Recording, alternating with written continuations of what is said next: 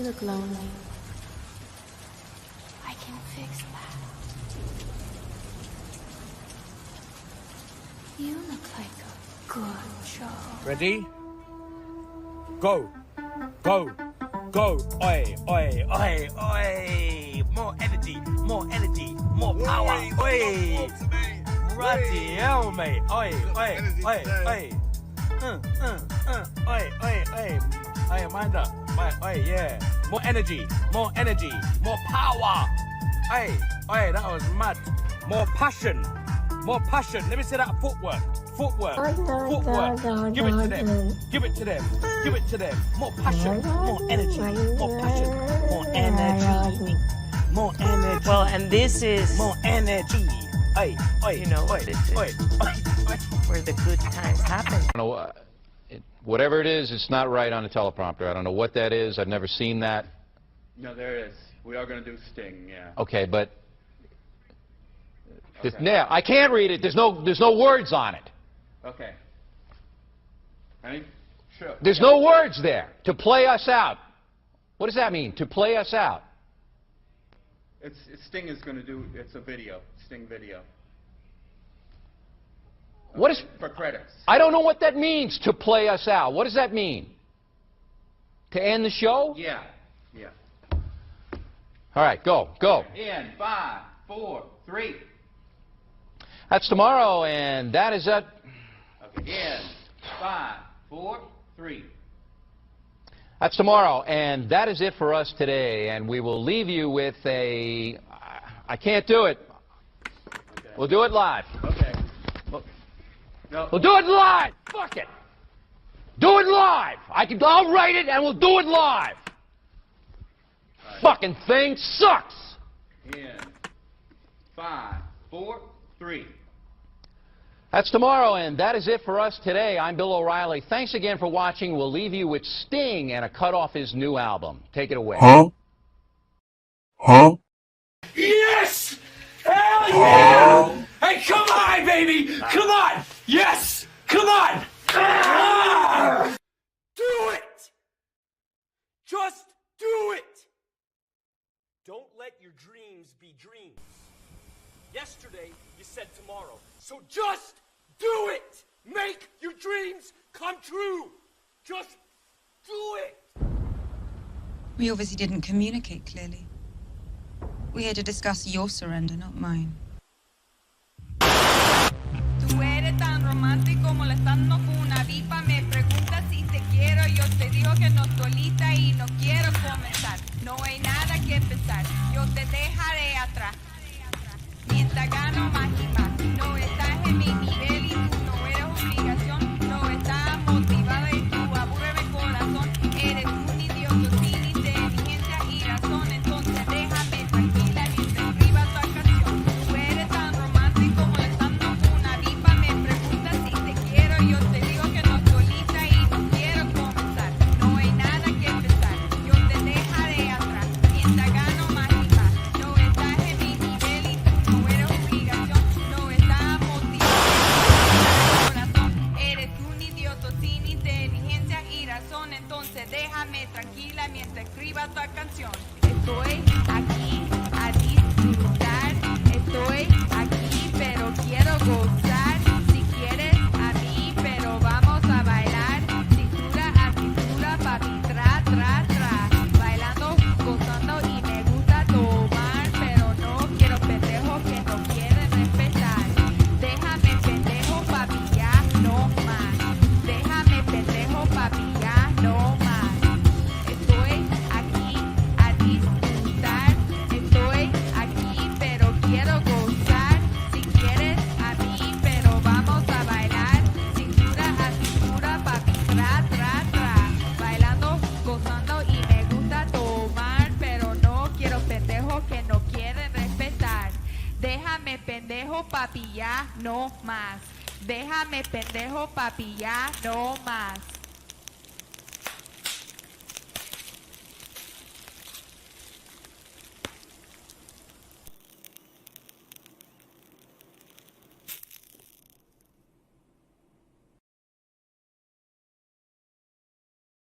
What? What is up, everybody?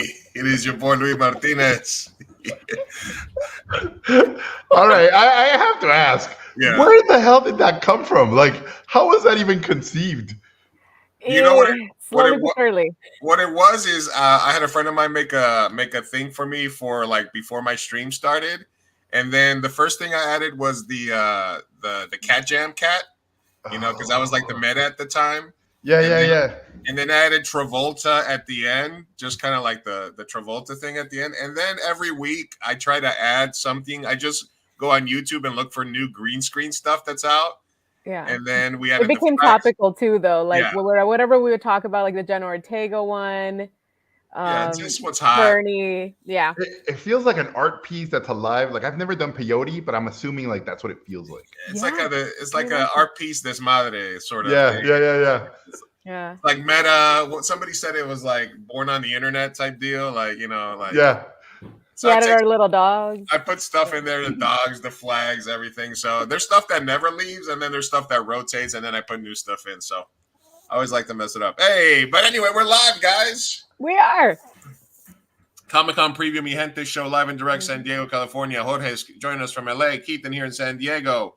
Keaton Jones, Kid Comics, KissThatComics.com, a ComicCon veteran, hanging out with us tonight.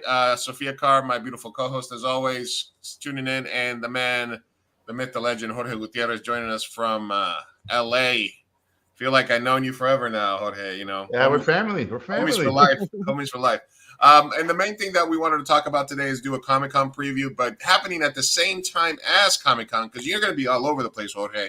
And we're going to jump right into what's happening with you this week is year 7 of ChicanoCon happening this week, starting on Thursday at Border X Brewery in Barrio Logan. I'm going to put up I already put the links up for people that want to get tickets.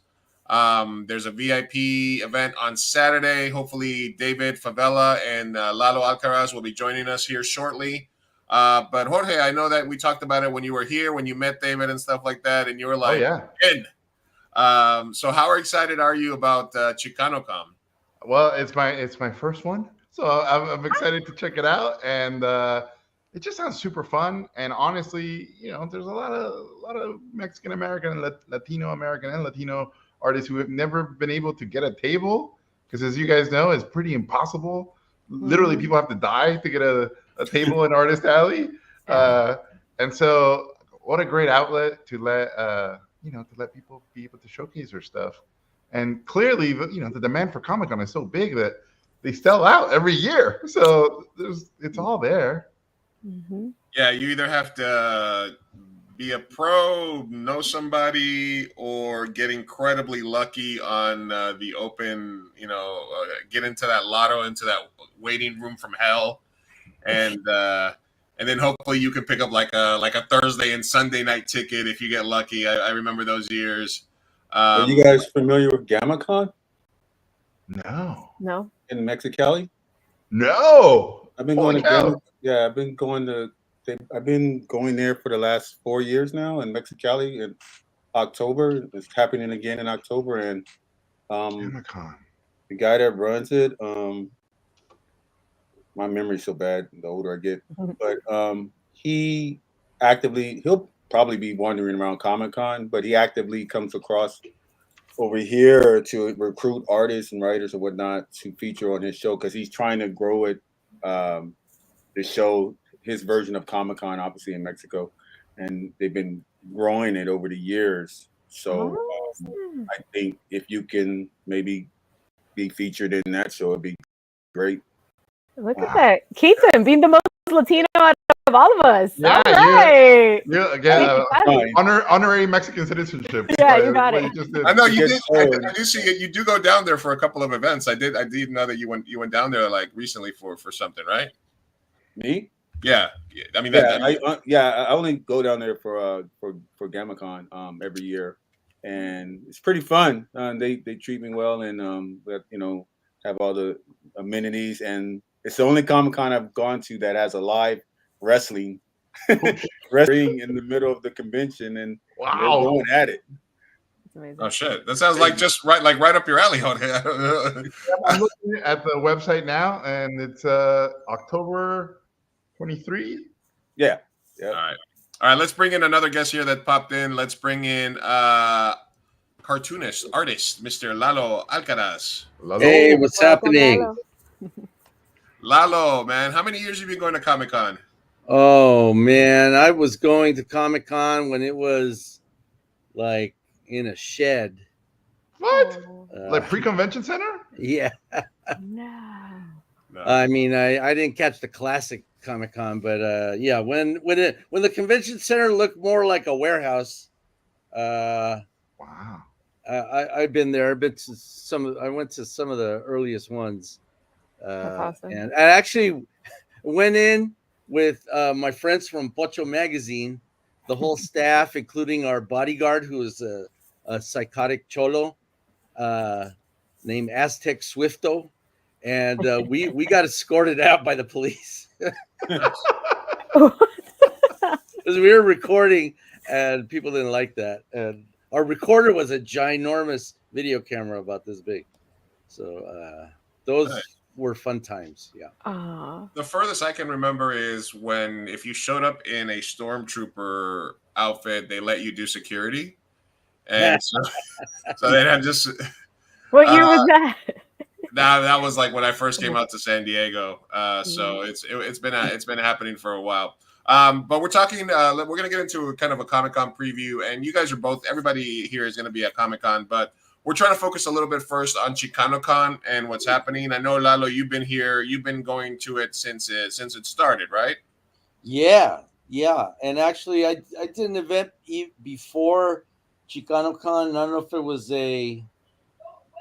it's a precursor, David and Border X are not involved in it, but it was called CounterCon, and it was out in Southeast, and it was cool. It was basically myself and about 7 other cartoonists, and we went to a community center in the community and just kind of gave workshops and just drew with kids and talked to the kids. It was cool because there wasn't really any counter programming, and these days, I mean, ChicanoCon is awesome. We've been doing it for, 5 years or something, but 7 years. Yeah. And then even I did the one here in Bell, I think it was in Bell or Bell Gardens. And when Border X had a sucursal over here, but we did, I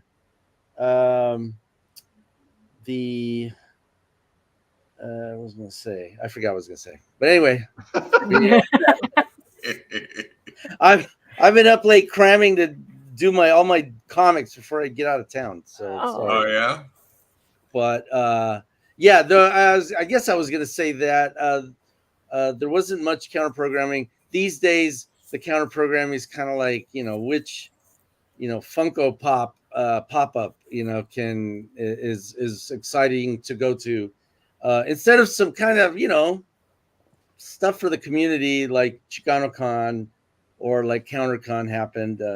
We need more of that. Yeah.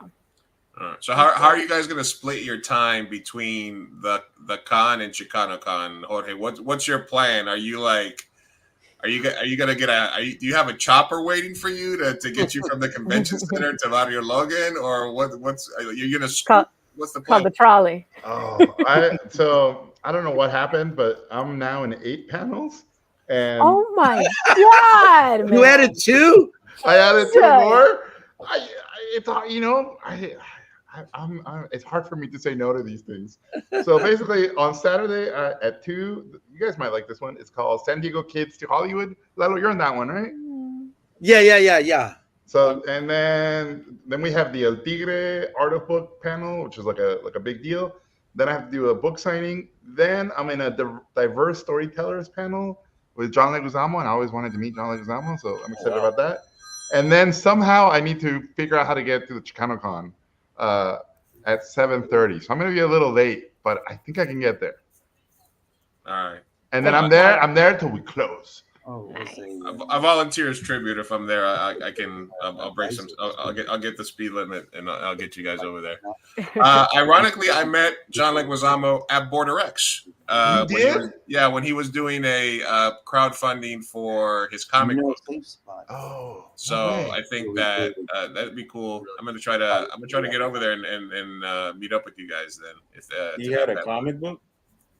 Yeah, he had that Latinx comic book that he was promoting through, I think, Avenida Productions in LA, and they were doing a crowdfunding pre-pandemic, and then they had an event at Border X a few years, I think a year before then, and I got to spend a little bit of time with them during that time there, during like the meet and greet for the people that showed up. But obviously David's doing a ton of stuff for the community there. There's always events there at Border X. Obviously he's been very helpful to us. He's been on this show.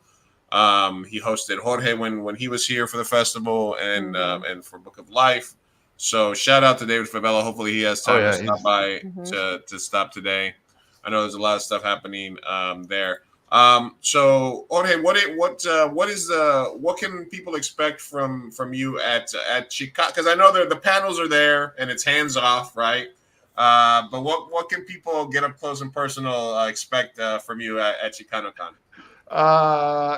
I thought there was going to be a panel, but I think it's just a meet and greet. So we're just going to meet with people. I've been sober for a year, so I don't drink anymore. So I love watching people get drunk. It's like my new hobby. So I'm really excited. It's gonna be fantastic. Sorry, are those 8 panels all at ComicCon? Yeah. Oh my god. Yeah. The first one I have is on Thursday for the Hellboy movie. I mean the Hellboy documentary. And then I think I overdid it. I really did. This is you realizing it just now. Buyers are great. I think you substituted panels for alcohol for panels. Is that your new fix? Panels? He quit drinking and he started paneling. Right. And by the way, I'm on some panels, not to throw shade, but I'm on some panels with like 14 people. And by the time they're done introducing 14 people, that's the end of the panel. Yeah. I hate that. They're like, all right, last question here. Yeah, it's like yes or no answers. Yeah. No, that's so, and then people from the next panel are starting to filter in and then look at the empty spots and stuff. Oh, yeah. What is your favorite thing about Comic-Con, Jorge? All right, so my favorite Comic-Con memory, honestly, was it just happened recently. It was about 5 years because of the Book of Life and because of El Tigre. Like I've gotten to meet people who grew up with stuff, right? So there was this couple, the wife was pregnant, and they were like, we grew up watching El Tigre, and we like fell in love watching El Tigre. And then they said Book of Life was our wedding movie. We used the music from the movie for our wedding. And then the girl, who's really nice, put my hand on her pregnant belly, and the belly kicked, and she said, and we're gonna name our daughter Maya. And I had already announced Maya in the 3, and I lost it. I just started basically crying like a baby, and then she started crying. And then it was one of those moments where I was like, I have no idea that people connect. I mean, obviously I connect with things, but to that level, it was really, it really got me. It really, it was one of those moments where I kind of felt this thing that I hadn't felt in a long time, which was all the heartache, all the heartbreak, all the late nights, all the, not being with your friends or not being with your family, all the hard work where you start to doubt, like, is this worth it? Immediately it was like, yeah, it is worth it. It's totally worth it. Because it can mean a lot to some people. Oh. Yeah, I mean, so impactful. I saw you post about that, and I was like, man, that is a nice memory to have from people there at the show. What about you, Lalo? What about me? What's your least favorite thing about Comic-Con? Yeah. Well, I don't know. I think I used to be more kind of like averse to kind of the fans that were just the attendees. It was just too much. But you get kind of over it, I think a harrowing memory I had was when I took my kids. They were little, and I was a special guest, and so I said, let's all go. San Diego got a nice room, got 8 panels. No, just kidding. Only a couple of panels. And we walked through the show just holding on for dear life with my little kids. And it was like, that was not fun. And I have no idea if they even remember going, but, man. You know, they were in probably elementary school or so. And we had the baby. It was like rough, but yeah, that's nothing. My favorite thing is doing the quick draw, which is what I'm doing on Saturday. The quick draw is like 1,000 to 2,000 people watching you kind of sketch and do. It's not a competition, but I act like it's a competition. But Floyd Norman and Scott Shaw and sometimes Sergio Aragones. Is he going to be there this year? No, he's right? not going to be there this year again. They're keeping him in the plastic bubble wrap, you know. Yeah. And I, you know what? I kind of advise everybody to wear a mask this year because I don't know. I don't have a good feeling about this, but if you're going to be in a contained space, wear a mask. But doing quick draw is hilarious. It's fun, and if you're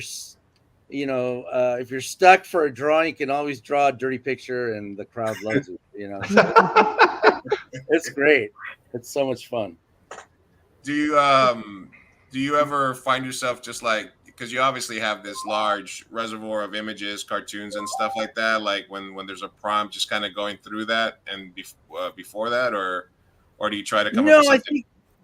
I have like a ready to go Trump sketch, so I like to use him. Yeah, so I can draw caricatures of recognizable figures, and then I can also think on my feet. I saw this come up with something stupid and funny.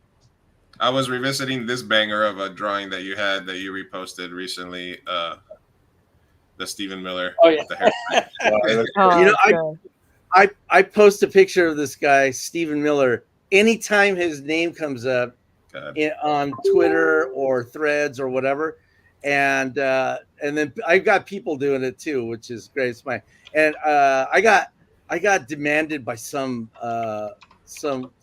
on a user on Twitter to take this down, Lalo. Take it down. And I said, I don't take it down.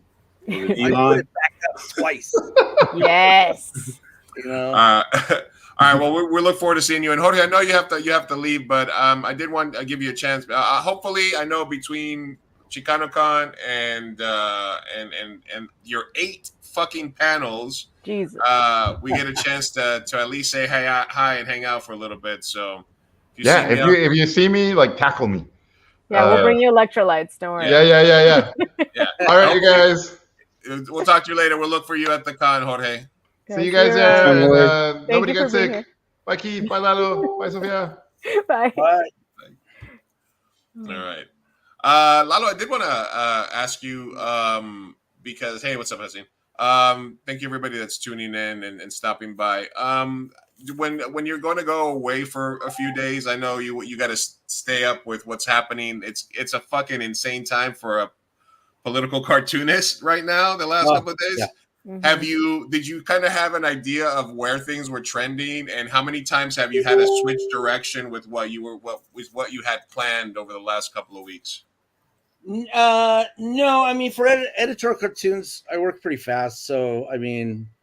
I try not to get an idea in advance, but sometimes I do think about, like, if something's going a certain way, I'll have something will pop into my head and I'll do it. So, but I'm definitely last minute. Just you got to wait for the news cycle to pop and the story to happen, and then you can do something. So, and I cruise Twitter and Threads and Facebook and Reddit and just try to stay on top of everything that's happening, and then steal good ideas and turn them into cartoons, and it's all very of the moment, you know. So No, I mean, I ask a question to go ahead, Keith. Sorry. Lalo. Is it Lalo? Lalo. Lalo. Sorry, Lalo.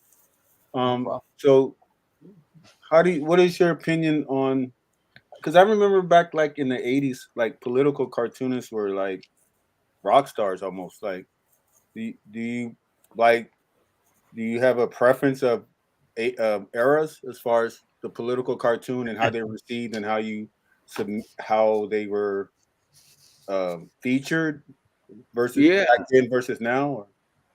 I mean, yeah, I prefer to be treated like a rock star, definitely. But you know, the difference between back then and now is we have all this social media and it's killed newspapers. So in a way, I kind of prefer the old way because you had a goal to be in the paper, you know, and that was, you know, like now my goal of trying to be the editorial cartoonist for the LA Times will never happen. You know, like they're not going to have editorial cartoonists.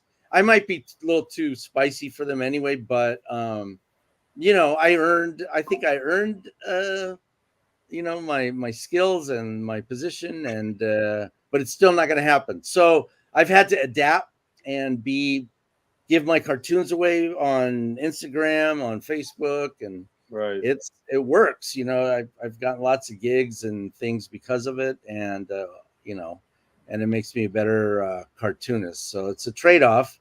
Although I do have. I'm sorry. Go ahead. Oh, I was just going to say, do you engage with the feedback that you get from your cartoons? That's because obviously back then, the only way you could talk to fans was through actual snail mail. Yeah. Do you engage with the in the comment section, or do you just basically ignore that and do your thing? You know, I used to over engage with it, and now I learned to. And my friends will stop me. I have friends that they're like, I have a friend that's like a sportscaster, and he will catch me in the middle of an attack on somebody. He would say, "One and done, Lalo, one and done." And I'm like, oh, but I want to kill this guy. I want to write 20 posts about what an idiot he is. But they're like, come on, man, you're just burning off energy. So, yeah, I mean, I learned to kind of just one and done. Gotcha. Yeah. Post and ghost. Don't. Oh, I like that one. Don't stay for the aftermath. Yeah, like that. I mean, it's an insane time right now, obviously. But I always absolutely admire. I don't know if I mean, yeah, I guess you could say the balls that it takes to just be unapologetically you and to put your shit out there and like, yeah, this is how I'm feeling. This is what I'm saying. This is my commentary on the situation. Even when it's not a cartoon, I remember seeing your thoughts and prayers after Pennsylvania, and I thought that was hilarious. And so I think that, I'm a humongous fan, as obviously, so I can't wait to see it. And then besides ChicanoCon, how many panels are you going to be at during ComicCon? Just the two, the quick draw, thing, and that San Diego cartoonist kids, or I don't know what they're calling it, San Diego kids. But that one is almost like a 14-person panel, but it's more like 7 or 9 people or something. So that's about cartoonists from San Diego. So I'm originally from there. So that's why me and Jorge are on that panel. Yeah, no, awesome. And you guys are gonna, all right. So I got the tickets here in the chat here for anybody that wants to get ChicanoCon tickets. There'll be events happening all week, and the VIP meet and greet is on Saturday. But there'll be stuff happening at Border X all week long. So thank you very much for joining us, Lalo. I know you probably have to get ready. You gotta drop some hot Mamala cartoons. Oh my gosh, I'm so excited! Are you drawing something to do with that? I'm doing my daily comic strip. I'm halfway done with my 6 I have to do, so I got to get that done before I leave. And also, I got to do a Kamala cartoon. So people have been hitting me up, and I think I'm just going to do one of those posters where it's her face and it's a thing. And I got the idea. on the freeway today at the East LA interchange. It popped into my head, and so I'm gonna do that. So stay tuned for that one. Yes. Awesome, man. Well, I hope we get to catch up with you at least for a minute during either ChicanoCon or Comic-Con. If I see you out there, if I see you and Jorge together, even better. But thank you for stopping by. We look forward to continuing. And you guys can go to Lalo Alcatraz Art Shop and get that Pendejo Trump print, and also the one I see in the background behind you. I got the Pachuco Vader. I got that one. He signed it for us last year during the festival. So. And it's up in the tattoo shop right now. So thanks for stopping by, Lalo. We'll see you at the Lalo. con. Thank you for being here. It's Alcaraz, not Alcatraz. Don't try to put me in jail. And he just won Wimbledon, so he's multitasking. So. Yes, my sobrino won Wimbledon. I'm so proud of him. All right, Lalo. Thanks for stopping by, man. Hey, thanks a lot. I appreciate the plugs. All right. Yeah, we'll see you. We'll see you at the con, Lalo. Thank you. All right. What a fast-going panel! Jesus, pop, pop, pop. Keithan, did you ever dabble in any political commentary or like cartooniness, or did you always kind of stick only to? I did a lot of not a lot, but most of my political leaning stuff was back in when I was doing high school contests, like editorial cartoon contests, and so I wasn't really versed in politics back then. Just surface level stuff. So I, I did what to my understanding at the time, what I thought my feelings were on things, and it wasn't anything heavy. Usually, maybe something about education or something like that. Yeah. Or the arts and no, I just don't want to talk to anybody about it in the comment. Like I'm just over the comment section pretty much. It's like. I don't know. I just feel like I'm in the era of stupid people. Yeah. Do you feel like there's political fatigue and you just don't want to engage any longer? Yeah, because it's not like the stuff they're saying is obviously obtuse. It's like, come on, man. Are you serious? It's like, I don't even want to engage anymore. You're not even being real. No, I mean, because I didn't want to be like, because I know Lalo's is more just like he doesn't really care, and he's been an activist and stuff for a long time. But it is brave to take a stance against a fucking sea of psychos at some point, Because I was out there when the Black Lives Matter thing was going. I was out there. I was marching. It was a great. It was actually cathartic. Like it was better than I thought it was going to be as far as I can experience. Felt really liberating because you see the old History Channel stuff, like the people back in the day marching for civil rights or marching for gay rights or marching for, you see this stuff on TV, but you never participate, so you don't really know what it's like until you do it, and you're like, oh shit, this is kind of wild. Like the feeling that it gives you, you feel like you did something, puts you're part of the moment, right? Like definitely, and it was all organic. So. Yeah, I don't know. I guess I'm one of those artists that, for me, it was an escape from the real world when I'm making comics and drawing and stuff. And then in my actual life, I was dealing with a lot of stuff in real time, in as far as social issues and stuff. So it was like that. I don't know. I just need an escape from it sometimes because it's like, oh, that's my real life. So I don't want to do trauma porn. I guess that's what I'm trying to say. Yeah. Your art is more of a way of like escaping all the trials and tribulations of life. Yeah. Instead right. And in fact, I'm a person, obviously I'm a person of color. So to me, that's kind of already the statement right there. It's like, we're doing this, same with you guys with the stuff you're doing as it pertains to Latino culture and Mexican culture. It's like, it's not like we're waking up to do art to depress people and talk about our problems all day. It's like the whole purpose of what we're doing is to normalize things, right? We're trying we want our kids to grow up in a world like, it's normal for you to be the hero of the story. It's normal for you to voice your opinion without being hit over the head with a bat. It's normal for you to just be normal, and we're not supposed to live our entire lives and under stress and worrying about how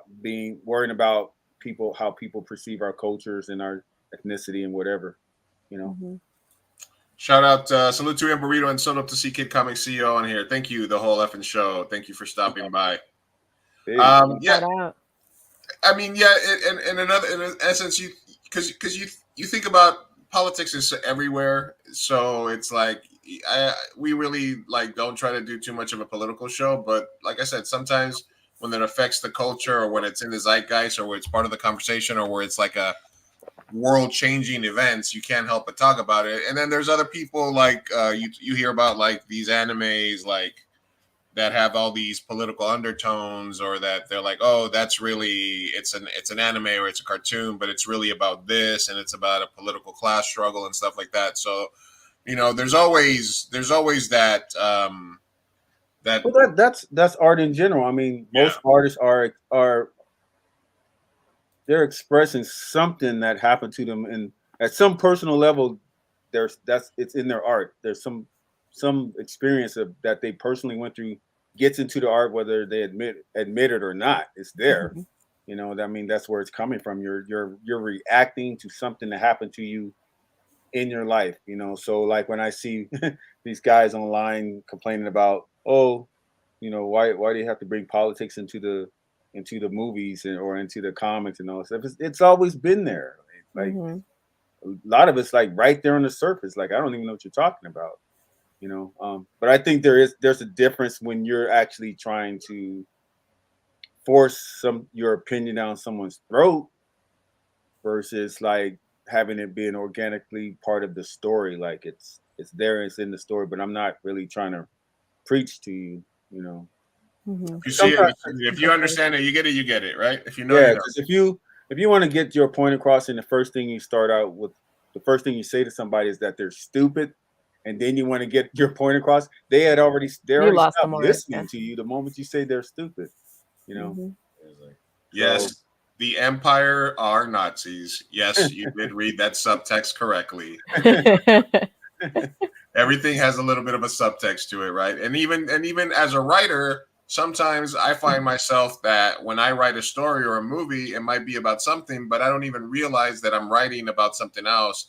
And that there's a subtext there. So, you know, like sometimes the writer and the creator itself is just creating art, and everything that's affected them, all the generational trauma, all the shit that happened to them in their lives comes out in the subtext of the story that they're writing. Yeah. Even if it's comedy, even if it's comedy, it's coming out, you know, and that's the best stuff, like, because some part of you is going to relate to it, or someone out there is going to relate to it.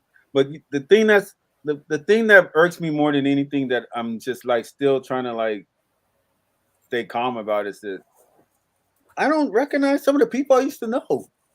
It's like I don't understand. It feels like some of the people I used to know, and just people in general in our society now, were you guys kidnapped by aliens and then released because of the way that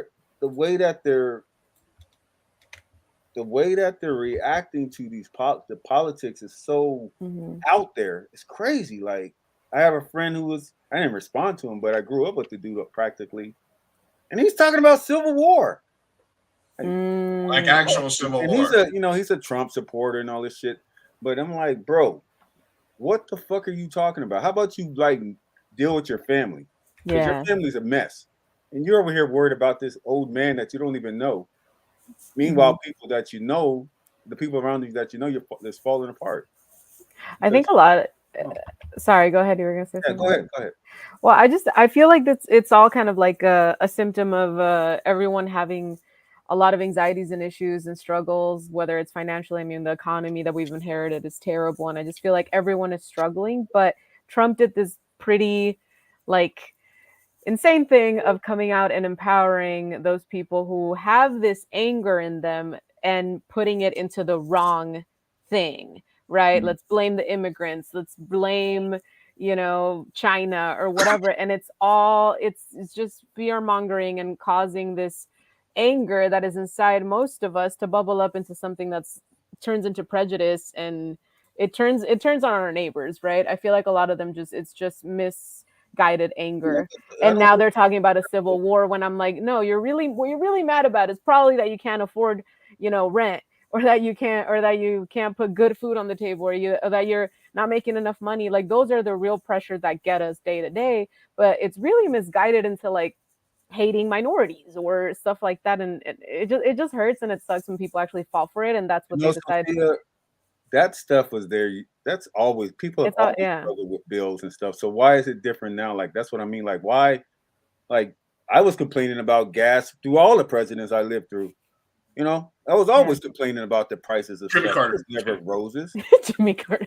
What was that? What, Jimmy Carter? I mean, he did regulated airlines, but what else? He's the earliest one ever. He's the earliest. I caught the tail end of him, as far as my memory goes. Anyway, yeah, he was the earliest one. But like, I know, like some of the dudes I know, and it's usually dudes for some reason.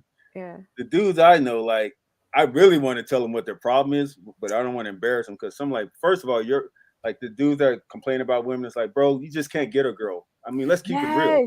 That's your problem. You can't get a girl because you're awkward. But they redirect that into like, well, no, it's the bitch's problem. Like they're the ones that are like fucking up and whatever. They should want me. And it's like, no, it's misguided. Your anger is misguided. It's not me. You know, it's not you. It's me. Yeah, exactly. And it's like, that's what it is. It's like that's your real problem, and you're trying to use politics and this so-called gender war, or whatever you guys caught up in to excuse your lack of having game. So, but I mean, you want to keep it real. There is a lot of content online that also panders to that, and you can go far down the rabbit hole that, like, I remember my brother when he was younger, and thank God he got out of it, but when he was like, having trouble with ladies or whatever, he was starting to spiral down there and starting to say some very hateful things, and I had to be like, hey, you're scaring me. What's going on? Like, one of you ladies come and take care of this guy, please. Yeah, exactly. But he was going down that rabbit hole, and like I feel like a lot of people just go down it, sadly, and then you're right. You can't see light at one point. Yeah, that's what it is. It's just like you said, it's alternative. It's their real life problem that they're using politics as a scapegoat for their own screw ups and their own life choices, But I think and I know there might be people listening now that are Trump supporters, but I got to keep it a buck. Like this guy, I think I've known about Trump since the 90s. I bought his book when he was a celebrity businessman, right? Oh, Art of the Deal. And I read the thing, right? Yeah. And I was in my 20s still, and I remember getting to the end of that book, and I'm like, my hand to God, I was like, what's wrong with this dude? Because he kept at the end of each chapter, he would remind the reader that revenge was good. And I wasn't raised that way. I was like, he was trying to be this tough guy, but if you're around real tough guys, they're not really like that. They're not like trying to, you are or you aren't. They're not like sticking their chest out and talking tough, but really they're mice, And that's the way, when I read his book, I was like, this dude is super insecure. He's trying to prove something to people who really don't care. Like, bro, nobody's really thinking about you like that. You're living in your own mind. Yeah, I think he wanted to prove something to the worst tendencies that we have, or to the people that sort of feel like those bad tendencies are what actually makes you manly, or what actually matters. It's the cartoon version of men. Yeah. Yeah, absolutely. I also feel like, that the assassination attempt made a lot of people feel comfortable that were closeted Trump supporters come out. Like we had the whole thing we talked about last week with Sticker Mule, where the CEO was always right wing, but all of a sudden this thing happens, and now they're like, "Oh, we're anti-assassination." Like, who's pro-assassination there? Unless you're talking about a Raekwon, you're talking about a Raekwon album. You know what I'm saying? Like, who's anti-assassination? Like who's pro-assassination? So I do feel like there's these people that came out of the woodwork, and in some cases, there's good people that I know or people that are in my life that I like that happen to be Trump supporters. And in my mind, I'm like, all right, we just try to avoid those topics in our Right. life. Or if I know somebody's an open Trump supporter, I'll be like, hey, I told this one Mexican dude that wears a fucking Trump T-shirt all the time. I'm like, hey, your boy almost got a hot one. And he was like, oh no, he's gonna win. And that was before the whole Biden dropout thing. And I was like, Right. look, don't mistake my hatred for Trump for a love for Biden, because we're not riding with Biden. He's horrible. He was That's the thing, right? We're not. That's the thing. Like, you don't really see, at least from my point of view, I don't really see a lot of like Biden supporters like got a gigantic flag on their truck with his face or his name. It was literally a vote for not Trump. Yeah. It's like I haven't done that with any politician. Including Obama. Like, I don't have his picture up on my wall, or I don't worship the man. It's just like, okay, I'm voting for this guy because, he aligns with closer to what I would like where I would like things to go. But no actual president has ever achieved the stuff they ran on. Maybe Not all of it, no. tidbits Not here and even there, most but of it. mainly I'm at the point now where, can you just keep the population even keel and calm? Like, can you just not go up there and put everybody on edge? Because I know you can't do the shit you're talking about. Not really. And that's the thing. Like, I think it's unhealthy to put politicians on a pedestal or to like deitize them and like think of them as gods or something. When like in reality, they're here to they're public servants. They're here to. So they're supposed to serve the working class and the Americans, and the thing about worshiping the way that Trump supporters do is just it's unhealthy. Like, at the end of the day, we should see them for their policy. I feel like it's policy over anything, whether their race, their gender, and whatever the racist bigot points. I always say it's like, if I were one of his advisors, for instance. And let's say I was a Trump supporter, I'm his advisor. I'm like, bro, you might have won if you knew how to talk to people.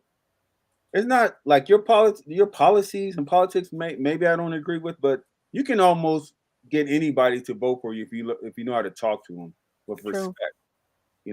That's the thing. I think that's his biggest problem. It's like, not so much what you're trying to do, but it's how you talk to people, like grown men. There's a certain line that we draw, like when you go to a bar and the guy looks at you the wrong way, it's like, what are you looking at? Oh yeah, it's that kind of thing. It's like, what did you say?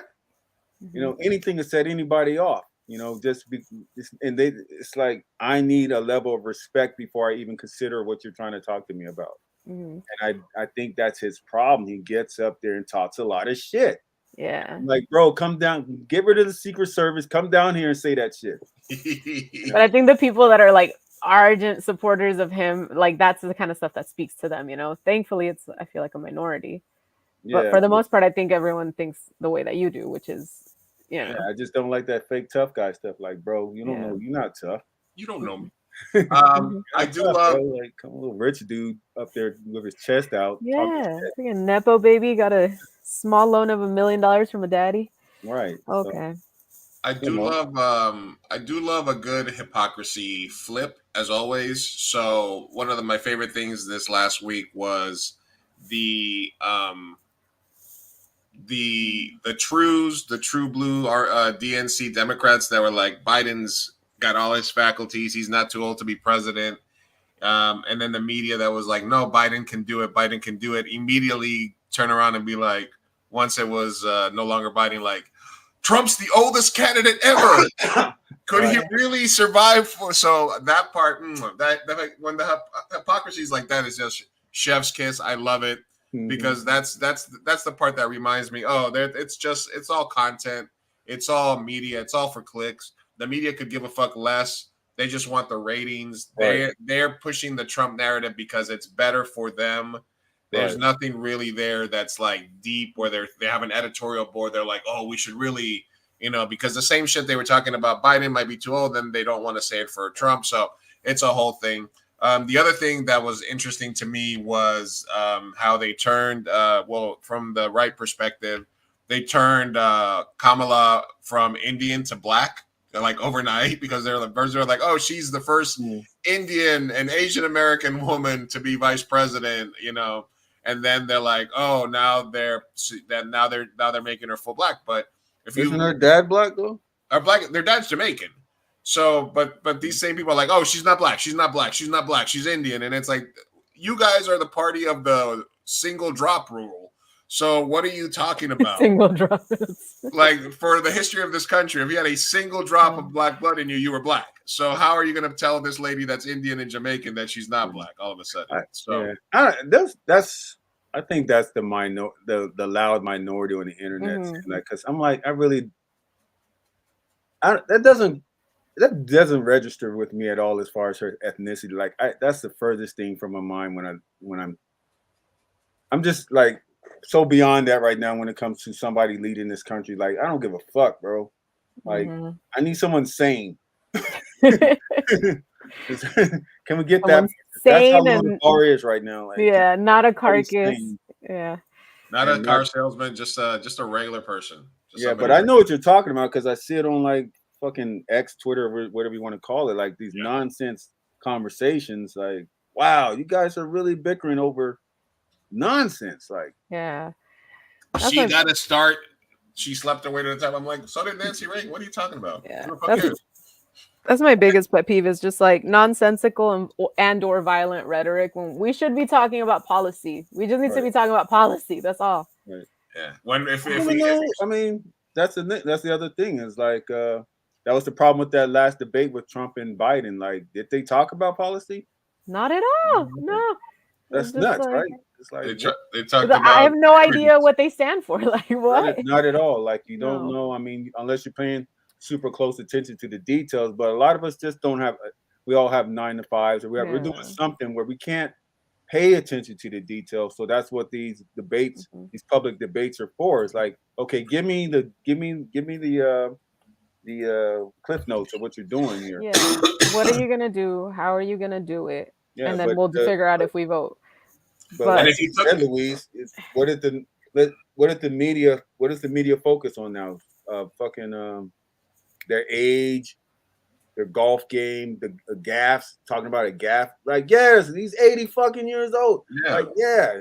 We can do better. He's gonna say something stupid. Like, look, I wish they would I wish they would drop Trump and put Mitt Romney up. Just give me somebody else. Fucking 2 80-year-olds is not the thing. It's not the move. It's not really what we should be doing. How do you email? Yeah, exactly. People that like have all their emails printed out should not be presidents. How is the new generation supposed to be like, all fired up about 2 old dudes that aren't even going to be alive when they, know, like. Yeah, so I think that's what Kamala got going for her is like the Democratic Party's energized. Look, she raised I think 84 million overnight. Yeah. 88 million from small donors. 60% of that were people that were donating for their first time. Wow. So 60% of like 88 million, so like $55 million were from people that were donating for the first time during this campaign cycle. So people who had not donated, some of them are first-time donors, some of them had not donated $1, but $50 million plus from people donating for their first time during this election cycle. That other lady, Haley, said it correctly, and now she's trying to backtrack, where she said the first person that drops their 80-year-old is going to win the election. I saw that. Yeah, and now she's like, oh, but I'm still going to lick Trump's boot.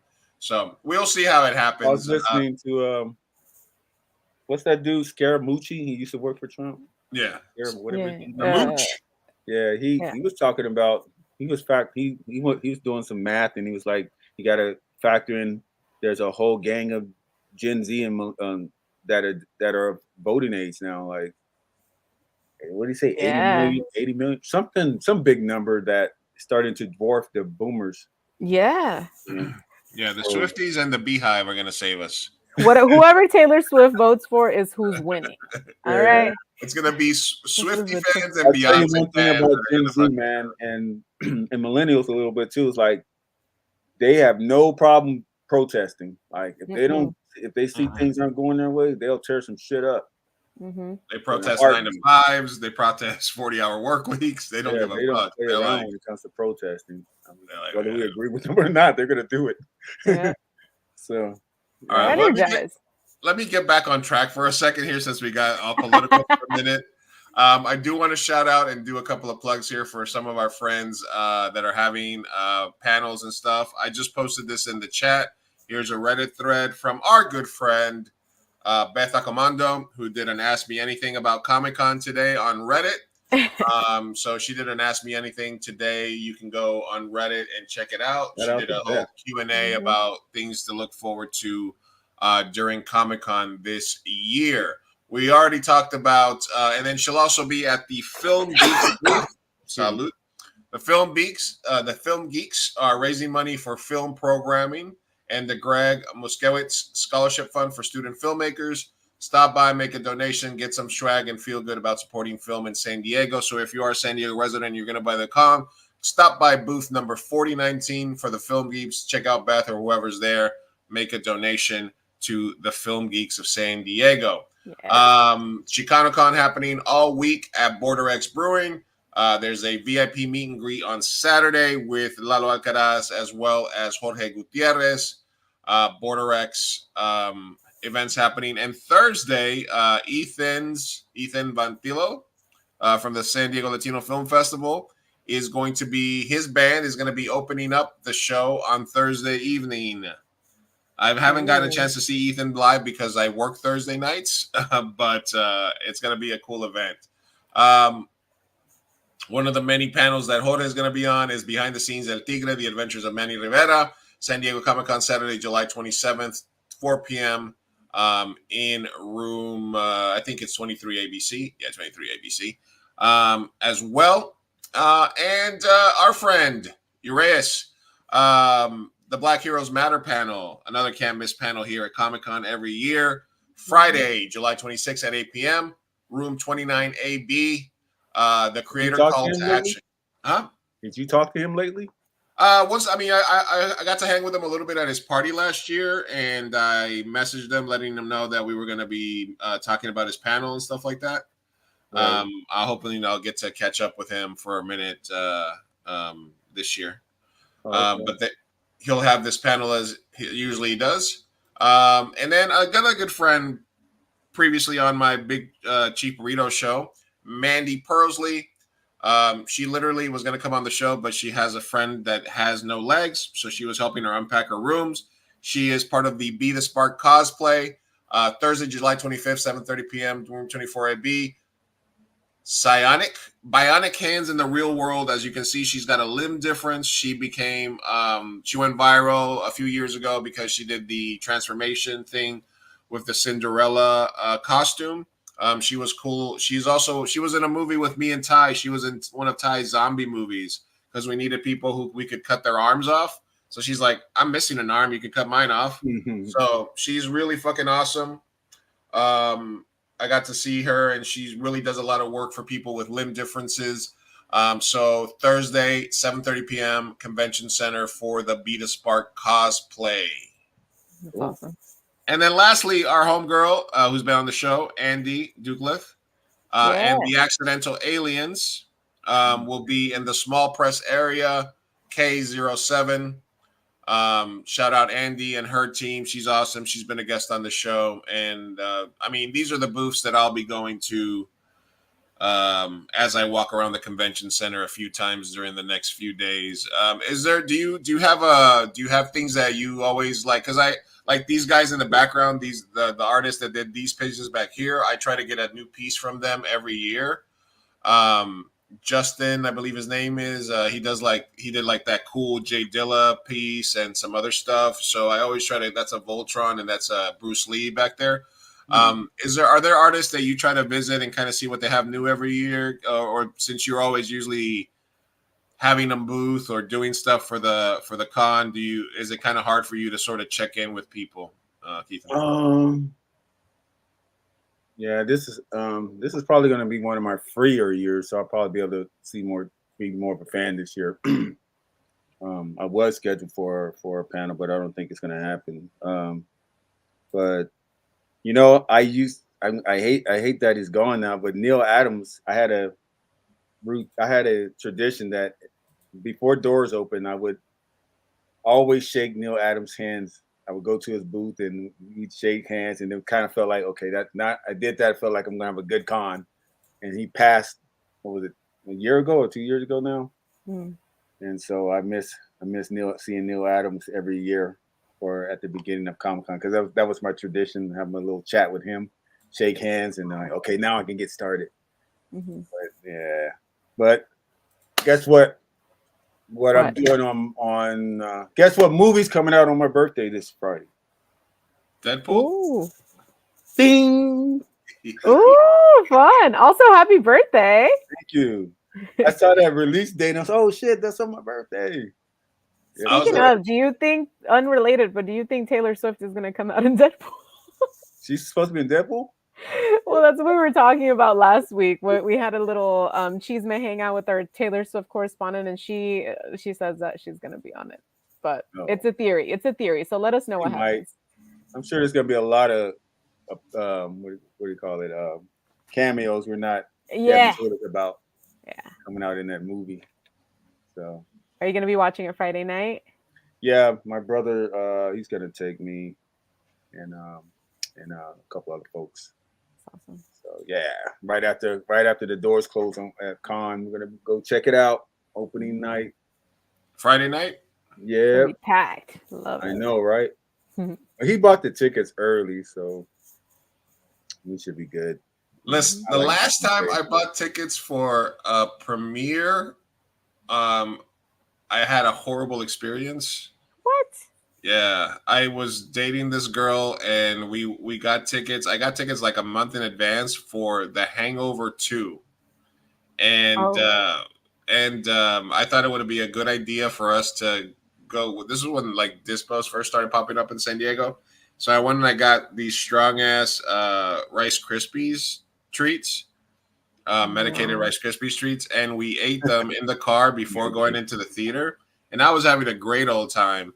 And right at the part where they're in like the strip club where they with the chicks with dicks, and the entire theater is like fucking roaring in laughter. I turned to my left and she was vomiting Rice Krispies treats all over herself. And it was nothing but pink Rice Krispies treats all over her. Oh my God. And she was puking her balls off right in the middle of the fucking movie theater. And no one noticed? Nobody noticed because the entire theater was just like laughing hilariously. And I just looked at her, and I'm laughing, and I'm like, ha ha ha ha. And I'm like, oh fuck. So that's why I don't go to premieres anymore, because I got PTSD. Yeah.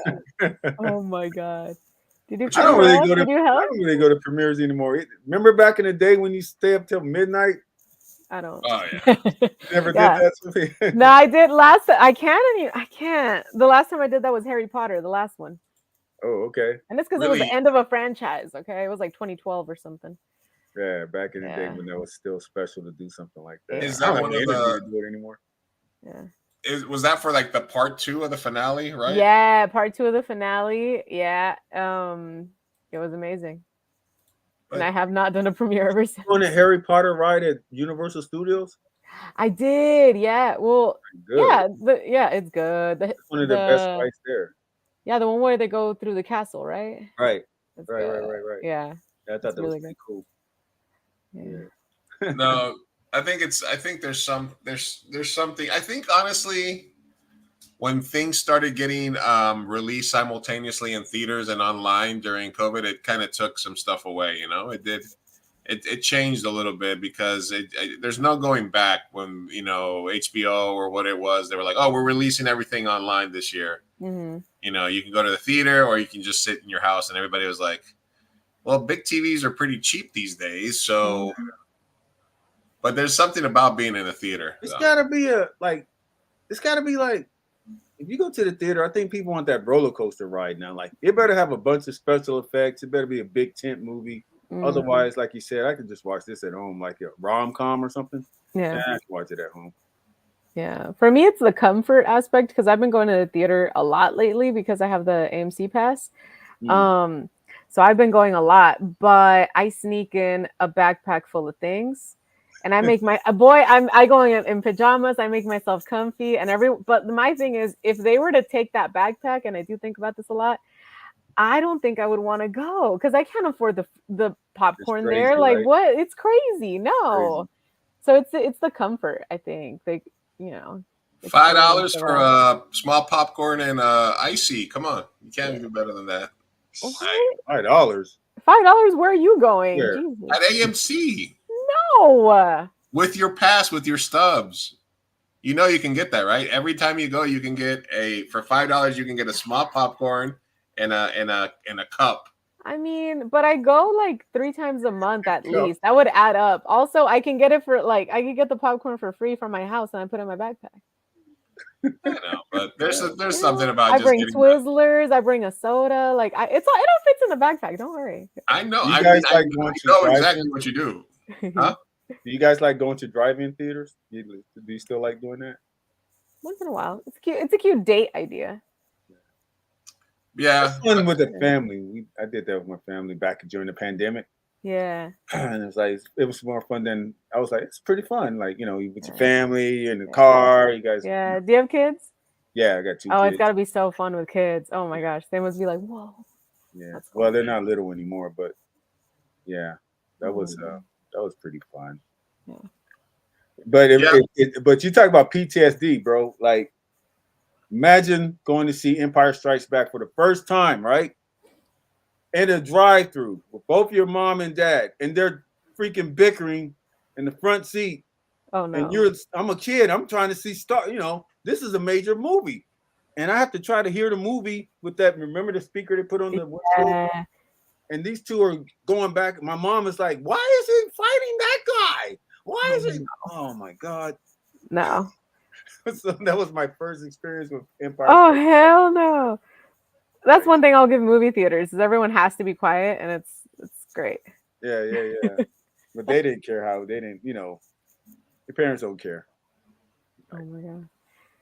My mom. I organized all my comics. I had my comics laid out on the floor one day. I was organizing them, and she wanted me to go cut the yard or clean up something. She said, "Did you hear what I said?" She was at my door, right? "Did you hear what I said?" Yeah. And so she walked across my comics to get to me to tell me what she wanted me to, like, she didn't even look down. She didn't care. Like stepped on them to get to me. Oh my gosh. Oh no. That's how much she cared. So you got into comics like when you were really young then? Yeah. Yeah. Because my dad, he kind of turned me into a comic book fiend because he would come home from his his overseas tours. And back then, a lot of the sailors would read comics to pass the time away. And so he would just bring all the comics he read while he was gone for 6 months or 3 months or whatever it was. And he'd give them to me. And he just kind of accidentally turned me into a comic book fiend, And then shortly after that, I started making my own. But yeah, that's how I got introduced to him. Did he ever like read your stuff and was he proud? Ones I made? Yeah. No, he was like, you might lose your hand one day. You need to think about joining the Navy or the military. Oh my God, he regretted that. Every day, I'm not gonna stop. And that was my punishment too. Like, most kids are like, you're grounded or something like that. And so I'm like, well, I'm not trying to go anywhere anyway. But so my punishment was all like, give me all your art supplies. Give me your paper. Give me all your. Ah, damn. So they would take my art supplies away. So what I ended up doing was I started making toys out of cardboard. I can't draw, so I just make my own toys. So it's just, he couldn't really stop me from being creative. He just didn't understand me. He didn't understand that side of me anyway. But yeah, you were gonna find a way to express yourself regardless. But the irony of it all, not only did he introduce me to comics, he's the first person that took me to San Diego ComicCon when I didn't even know that it existed. Oh my god! He's the first person to take me to Star Wars. He's the one that took me to see Jaws. He took me to see freaking all the major movies, and took me to Comic-Con. And he's like, "You're the one that created me." Yeah. Except you're trying to usher me into the military. It's like I don't think he made the connection. No. What happened there, He's a little nerd. He just doesn't want to admit it. Yeah. Yeah. So, yeah, that's a bit of my origin story for sure. Yeah, I remember when we had you on the show and we talked about Tony Gwynn's family too, and the first job that you got with them. Oh yeah, yeah. Yeah, as That well. was literally an act of God, because I was practically homeless at the time. Mm. I just moved back from LA because all my opportunities in LA had dried up, and I had a falling out with my good buddy up there. So I moved back with my mom, but she and my dad basically separated. So we no longer had a house, right? Because he retired from the Navy and kind of lost his mind. And so she ended up staying with a guy. She started dating another fellow, and the two of them opened up a laundry business or something over in Golden Hills. And so when I came back to San Diego, I didn't have anywhere to lay my head, so I was practically living out of the closet at the store. I was sleeping in the storage room. And so one day, Tony, a guy that worked for Tony, his wife actually ran the business. So one of the artists that worked for the Gwynns came to the store and struck up a conversation with my mother. And my mom, moms being moms, oh, my son draws, and you should meet him or something like that. And he said, oh, okay, yeah, let me see his work. And I was in the back in the little storage room area, and it was like I just showed him what I had, and he was like, oh, it's pretty good. I didn't think anything was going to come of it. Next thing, later on that day or the next day, I got a call saying, hey, the Gwynns would like to see you. I told him that you're really talented, and maybe you could probably work for us. And I was like, I don't have a job. I don't have anything going on. But yeah, okay. This black SUV shows up. They take me up to the mansion, and I'm just, I go from the storage closet to sitting in this mansion, talking to his wife, and she doesn't even look at me, right? It's like in the movies, like a mafia movie. Say, so you can draw, huh? I'm like, yeah, I heard you're pretty good. You want to work for me? Yeah. When can you start? Anytime you want. Okay, well, you come in on Monday. We'll see how you do.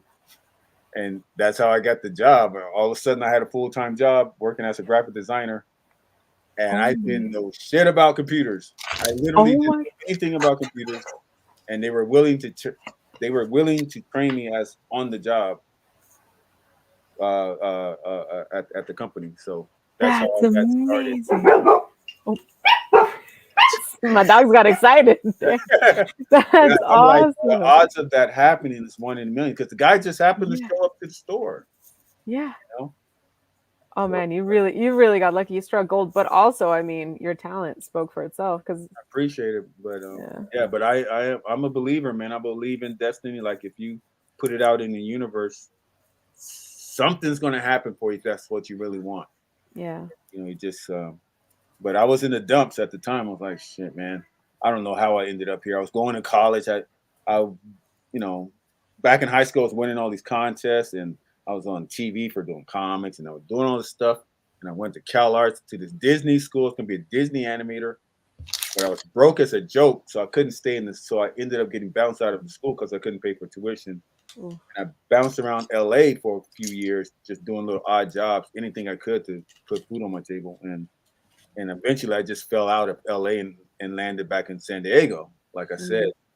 And it's just like, you just start feeling sorry for yourself. Like, God damn it, dude. Like, why me? Because you see your friends. I saw my friends on graduation day. I'm sitting in there. Nobody saw me, but I started crying. I saw my friends graduating in front of me. And I just, I felt the tears boiling up in me. So I ran around the corner of the school, and I was like, I just had a breakdown, and because I just felt like nothing's working for me. I don't know what it is. So I just felt like the world was against me. Yeah. So I ended up, like I said, homeless back in San Diego, and then that happened. Damn, that is a crazy story. Yeah. Yeah. True underdog story. Hey, listen. I mean, it's better than I told you my dumb Tony Gwynn story. Which was, you have a Tony Gwynn story? Yeah, no, I think I mentioned it last time. So my Tony Gwynn story was when I was in New York, and you'll remember this is the Padres were playing the Mets in New York, and I think it was like early 90s, and some of their players got caught by undercover cops soliciting prostitutes in Times Square. It was a scandal in like early 90s. I think it was like 92. So a couple of Padres players got caught in New York soliciting a prostitute to undercovers. And we had tickets for the next day at Shea Stadium, Mets versus Padres, and we sat down the first baseline close to right field. So I'm always an asshole at baseball games. So we were talking shit to Tony Gwynn the entire night. We're like, Tony, the limo and the hookers and the cocaine are waiting, like finish the game so we can, the hookers are waiting. Some variation of a hooker joke every inning when he was running out to right field, and the entire game we're talking shit to this legend, and the game is like 1-1 and it goes into extra innings. And in the top of the 10th inning, he comes up to bat, and you can look up the score. You can look up the box score still, because every once in a while I'll look it up. And Tony Gwynn, who's not a home run hitter, hits a home run to right field in the top of the 10th inning. And this was SNL, like Wayne's World era. So when he was running out to right field, he sort of kind of went a little bit to the right to go a little closer to us. And we were just giving him like, "Oh, we're not worthy, Tony. We're not worthy." Damn. The Mets end up losing the game, and so I always thought the dude was a legend. Was he part of the? Was he one of the players? No, he wasn't. He wasn't part of the thing, but he was their number one player. You know what I mean? So because I never naturally, it was a couple of like B players. I don't think it was anybody name worthy. But I do know that I remember specifically that it happened that they got busted soliciting a hooker, so that was the game. That's all you need. That's all you need to get a New York crowd against you, or at least talking shit all night. Damn. But anyway, what a legend. Keithan, I did want to see, because I know you're not doing too much at the con this year, but what kind of events do you got coming up, or what's new with Kid Comics? What can we look forward to seeing from you in the near future? Well, I'm working for various clients, so I'm currently working for Vortex Media, which is based in Canada. They have a graphic novel called Chaos Breaker, which is sword and fantasy type of story, and just finishing up the pages for volume 1. It's supposed to be 2 volumes. So I'm doing that when you guys don't see me. As far as Kid Comics, my Power Knights book, which is my childhood comic brought to life. I've been trying to finish that last chapter for like the last 3 or 4 years, and I've gotten so busy doing client work. It's just almost impossible for me to get to it. So I'm really trying to force myself to finish that this year. But as far as shows I have coming up, I have a show coming up in like I told you, Mexicali in October, called GammaCon, which I usually table at. And my book, The Power Knights, I have a Spanish version, one that's in Espanol. That's been doing well there. And then from that show, I'm going to do a show in LA at the Los Angeles African American Museum. This is their second time doing a ComicCon type show. The first one I went to had Ryan Coogler. He was a featured guest there, and he talked to an auditorium full of people, and they had us artists set up outside the venue, right, literally outside, and he talked to everybody. And when he was done, he said, "Okay, guys, there's some talented artists out there. Go out there and check out their stuff and support them." And boy, as soon as the doors opened, man, they bought everything in sight. Like I could have sold the shirt off my back that day. So that was crazy. So hopefully the same experience happens this year. And then what's that? I think that's in December. And then I don't know. And then there's LA ComicCon. I don't know if I'll be going to that. I was there last year. That was pretty cool. I was just in Artist Alley for that. And then I have my feature show that I actually run myself called Black Comics Day, which I do every February for Black History Month. and it'll be the 7th year doing it at World Beach. Huh? At World Beach again? World Beach Center, Balboa Park. It's free to the public. What I try to do with that is a cultural event where I try to find or collect as many Black creators and comics and have them all centralized so people can, see them under one roof and in one place. Because if you go, like, you can go to ComicCon and see a lot of them, but it's so hard to find people at ComicCon, and ComicCon is just information overload. Yeah, it's just like more of a smorgasbord of things going on. But this show, like I said, it's a cultural event because it's Black History Month. So I just want to. It's just a show that gives back to the community and show like young artists that people that look like them are actually doing things in the creative space and in the entertainment outside of hip hop and outside of sports. Like we're nerds too. Absolutely. Type of stuff. So that's what that show is focused on. It's just a way for people within the culture and outside of the culture to come in and see those type of artists and converse with them and patronize them. And it's been good. It's been getting bigger every year, and that's how I met people like that run the GammaCon, and that's how I ended up doing a lot of the stuff that I do, San Diego Comic-Con and all of that stuff. So it's opened up a lot of doors for me. Again, by accident. Like, I didn't plan to do any of this stuff. Like, and I've been trying to get away from it every year. I say, this is the last time I'm doing this because it's killing me, because it's a lot of work to put a show together, and it's just like, as soon as it's over, it's like, hey Keithan, when is the registration? I want to do Black Comics. And when it's like, oh, they make me feel bad because I'm like, can I get a break out of this? And you guys are bringing me back in, but and I know it's important to them because they need it. They all the artists do really well as far as sales and stuff, but they just don't know, like, guys, this is killing me. Yeah, it's like throwing a party, man. Everybody has fun but you. Bro, that's what when I first got the assignment, I was like, that's how I made it work. Is like I used to throw house parties, right, at my God, when I was younger, and I was like, you know what? I think it's just like throwing a house party. I'm just gonna do the same thing I do for house parties to get people to show up, and that's how it worked. It's like, did you have the kid and play flat top? Right. No, for some reason I've always had, like, I would do these parties with people. Like, I used to work at the place that makes phone books back in the day when we had phone books. And if you work there, there's white people there, Black people working there, Mexican people working there, Asian, like, just all kinds of people working there. And somehow I was able to get all these people to come to a house party, because usually people click up with their own groups when they go to a house party and stuff. But for some reason I've been able to this day just get a bunch of different people into one spot, have a good time. Sounds fun. So yeah, it's could have been a movie. Could have been a movie for sure. But yeah.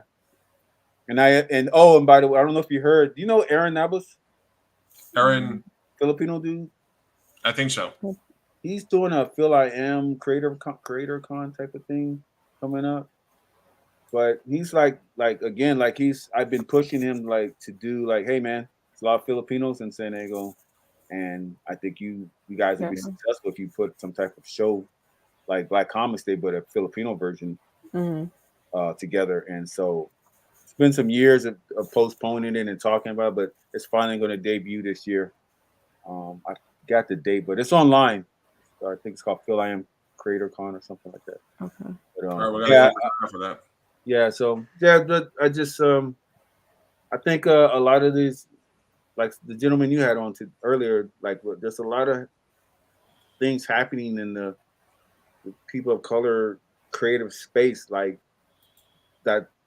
I don't think the mainstream, like people who just pay attention to the mainstream stuff, they don't realize, like, no, there's a wave of artists on the way with some stuff that's really good that you guys just are going to be amazed by and not ready for it. Yeah, they're not ready for it. I mean, even the stuff the films you're making, bro, like, yeah, like that stuff is coming, man, because we've seen they're freaking remaking Alien again.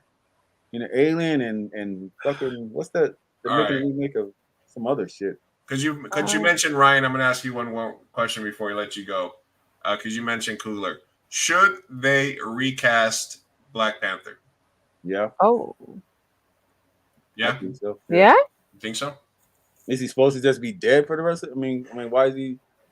No, I mean because a lot of people are one side or the other. They're like, no, you just let I mean, there's the Bozeman.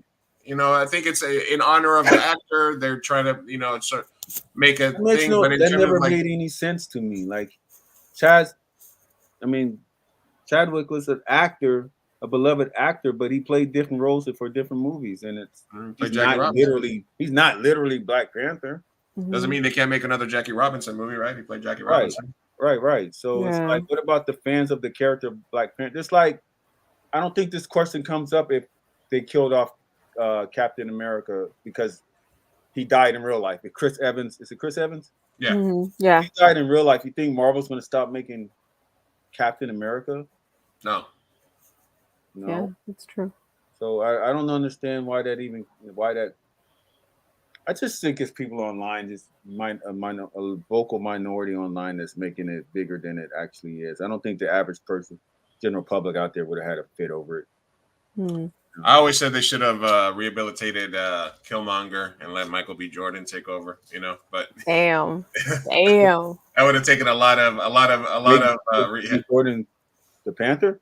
Yeah, no, like if there would have been a storyline where he wasn't dead, and then he comes back, and you can sort of make him like an anti-hero, like he's sort of rehabilitated, Man, that's too far for me. It's how I feel about Kylo Ren. Like, I'm like, how is Rey kissing this guy? He killed Han Solo. Yeah. I'm like, I'm supposed to like him now? No. Yeah.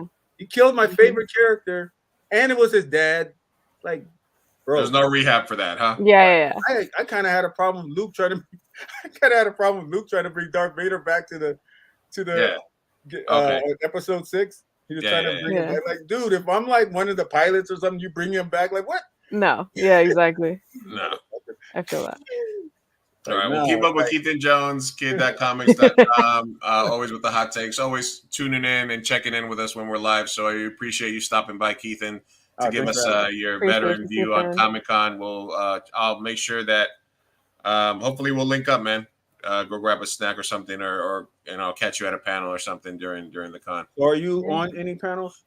No. I'm gonna stop by ChicanoCon, and I'll be trying to hit up my friends' panels. I need to do a panel. I would like to do a panel one year. It's kind of on my bucket list, but so far I haven't been able to crack the code on how to get in there. I'd love to do something about like maybe Latinos in indie film or podcasting or something like that. So at some point I'd like to, hey, Comic-Con. Well, wait a minute. You're not gonna have you guys ever, the two of you, ever been in the same space, like going around interviewing like the Mexican creators? Yeah, I did some of that myself, last year. So we did have some little bits where I did talk to some Latino creators. Like I would go around and talk to some of them. But so I may try to do some of that like virtually, just hanging around when I see people. Or usually what I did last year is I went around and I tried to find guests for future episodes. So Sophia, what are you doing? Yeah, that'd be cool if you guys can like I don't know, whether it's live or pre-recorded, like interview them in their environments, Yeah. Well, I'll see if I can get myself a running gun set up for that. But either way, I appreciate you stopping by, Keithan, man. Thank you for being here. We're a big fan, and we're a big fan of you, man. So you always got anything you got to promote. You want to come on, you want to rant about anything, you just let me know, and we'll shoot you the link. All right? Yes, sir. Yes, sir.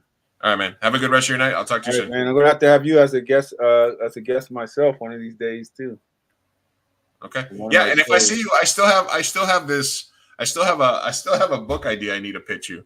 So we need to sit down at some point, and you guys have to link up for Comic-Con. I got this idea in my head for a film, but I think it might work as a comic. That's a whole thing in my head. I gotta just throw it at you so you can give me some advice on it. Okay, sounds wild already. All right. Thank you. All right, we'll talk soon. Thanks, Keithan. All right, brother. You guys have a good night. You too. All right, that was Keithan Jones, kid-comics.com. Big fan. All right, we have somebody else backstage that I reached out to during on X. So we do have some tabs that I want to knock out, but we are trying to promote as many people's panels at Comic-Con as possible. It's this weekend, baby. All right, so let's bring on Justin Quizon. I hope I'm saying it. We're talking about Filipinos in the art in the industry, and here we have Mr. Justin. Hey, Justin. Oh, welcome. Hi. Sorry, I'm like an hour and a half later than you guys' stream. That's right, man. Yeah. Never on schedule, but always on time, man. Yeah, I'm in classic Filipino stereotype. I'm late. So how's it going? Thanks for having me on. No, absolutely, man. Just somebody that I know from Twitter, from X, Justin. Can you just give us a little rundown, a little bit about yourself in terms of like what you do and what are you doing at ComicCon this year? Yeah, hi. So my name is Justin Quizon. I am a filmmaker and podcaster. This weekend at ComicCon, I'll be there promoting one of the films that I helped produce called Lumpia with a Vengeance. We have a booth over in Small Press, I believe M14 or M16. I'll double check on that. We're selling comic books based off of our movie. And then also, I am a podcaster for a podcast called Nothing New, a remake podcast. And we have a panel this Friday. Boom! Hey, there it is. We have a panel this Friday at 12 p.m. at the Neil Morgan Auditorium called How Parody and Remakes Enhance the Film Industries. And we'll be kind of discussing basically how, in a weird way, like parody movies are like a side version of a remake, and the positives, and maybe even the negatives and the positives of what happens when like a film gets turned into a parody. So we'll probably be talking movies like Airplane, the Naked Gun series, possibly Galaxy Quest. Here, if you kind of looked at our poster or ad for it, Scary Movie, absolutely. Yeah. And then if you look at our kind of ad here, we're kind of parodying the Ocean's 11 series. That's so good. So because we did if you looked at our Instagram account, we did like a 5-minute short film that's essentially a parody of Ocean's 11, gathering up the panelists. It's like it's a heist crew. So yeah, that's the panel, and that's me. How long have you been making movies and podcasting? I've been podcasting since 2009. Various shows here and there, and then I graduated film school in 2007. So I've been working in the industry, in various forms, making short films, feature films, reality shows here and there. Mostly though, Lumpia with a Vengeance is like the first real time I got to help produce and help even with some of the writing for a feature film. So yeah. Okay, Nice. Tell us a little bit about Lumpia with a Vengeance. So Lumpia with a Vengeance is a movie about a Filipino superhero who wears a traditional Filipino garb called the barong, and he throws egg rolls at bad guys. So I love that whenever time we pitch it, that's generally the reaction. So Really? Yeah. It's like, so I think we're in the right track. And Lumpia with a Vengeance is actually kind of a sequel that the director from the director, because he made Lumpia in 2003, a no budget feature film that he shot on like Super 8 camera, and then 10 years later we got into production on the bigger feature film, and it has Mark Munoz, a former MMA fighter, as the lead character. If you see this poster of Danny Trejo I have behind me, Danny Trejo is also in our film. He's a cast member in the movie as well. There's a moment he calls himself Taquito Boy. So if there's any reason Are you kidding me? We have Lumpias versus Taquitos in literally one scene. I kid you not. That's amazing. Wait, I'm sold. I'm so sold. Awesome. Nice, man. How long have you been coming to Comic-Con? Oh, wow. So I'm going to flex a little bit. I've been going to Comic-Con since 1996. Okay. Wow. And I haven't missed a year except for obviously 2020, because none of us went. So fair. Yeah. So there we go. The abbreviated non-con, the one where you could actually move around and not touch somebody every second. They used to Yeah. Yes. It's a stay-at-home con. I remember that. That's why I think we called it that here. Yeah. The let's not have a super spreader event. Exactly. Exactly. Yeah. Although it's looking like this one might be an interesting year for that. So yeah, we'll see. I'll be masking up again. It's like I wasn't as much last year, but I'm hearing not to make everyone worry, but I'm like, I'll be a little more precautious this year. The more I'm talking to people, the more I think that might be the move, honestly, because you got people flying in from all over the world, all over the country. This is a 2-3 years post COVID, so the restrictions are going to be lax. Like even in the last couple of years, where you still had to technically go get a bracelet and go get a test. Yeah, it was still kind of like weird. So I don't know, man. I don't think that. I mean, you got people wearing bandages on their ears, so more people wearing bandages on their ears, or more people wearing masks this year. What are we gonna see? What are we gonna see this year? I'm gonna do an informal survey this year. Do both. Why not? No, rock both. We'll see how people feel. Full mummy attire, just full mummy cosplay for this. You know what? That's fine. At least that's an excuse. That's a costume. That's an excuse. Looking over your timeline here, I kind of got interested here. This Kevin Smith post that you had about the extended cut of Mallrats. Oh, sure. Well, how do you rank the Kevin Smith film verse overall? Yeah, what would you put in like your top 5? A top 5. My nostalgia for Mallrats is so high that's probably hard to not beat that for me. Mallrats, then I probably would say Chasing Amy. Okay. Then Jay and Bob, because I have a lot of fun memories with Jay and Bob. Okay. Dogma, because like I was raised Catholic, so I'm I can identify a lot of the stuff in Dogma. I think Clerks is great, but also Clerks is kind of hard to watch sometimes because the lead character goes through so much crap in that movie. Oh, you know what? I should have ranked. Actually, I take that back. I put Clerks 2 above Mallrats. I take that back because I think Clerks 2 then Mallrats. Yeah, I think Clerks 2 is kind of like him getting the best out of because I love Mallrats nostalgically, but I think Clerks 2 is kind of works better as a whole. Because I also think he's grown as a director and a writer at that point. So Clerks 3, a little bit below that, but I have a very emotional connection to Clerks 3, and then Zack and Miri is enjoyable, but I think we're skipping past all the Jay and Bob stuff. Oh, Rebooted. Yeah, Rebooted's kind of in the bottom. No, Red State? Red State is...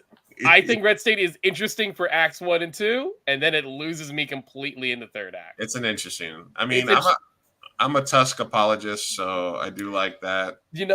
Fair. I think Tusk is really interesting throughout, like from beginning to end. So I totally get that. Yeah. Oh, what's the one he did with his daughter? Yoga Hosers. Bottom tier for me. That's that one cop out. Ooh, that one. I legitimately keep forgetting about Cop Out for a reason. Yeah, those are done.